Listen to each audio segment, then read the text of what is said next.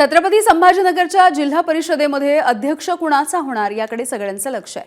भाजप 23 तर शिंदेंच्या शिवसेनेचे 21 उमेदवार विजयी झाले।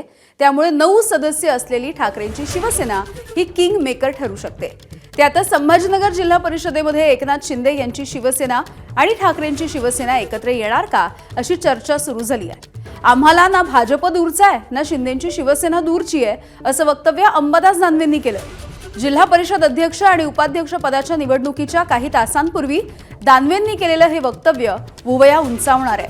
आमचे सदस्य म्हणतात सत्तेत सहभागी व्हावं असंही त्यांनी म्हटलंय। पण सगळ्यांची मेंटॅलिटी अशी की सत्तेत सहभागी व्हा, कोणासोबत पण चला, भाजपसोबत चला नाही तर शिंदेसोबत चला, पण कोणासोबत चला असं सगळेच लोक मत व्यक्त करतात।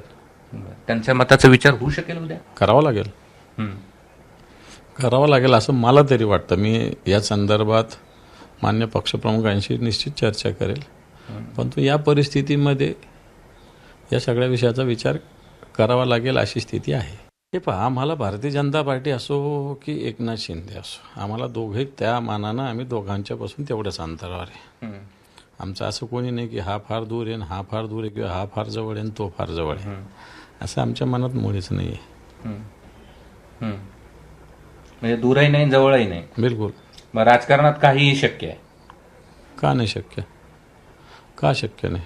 काही शक्य होऊ शकते त्या। एबीपी माझा, उघडा डोळे बघा नीट।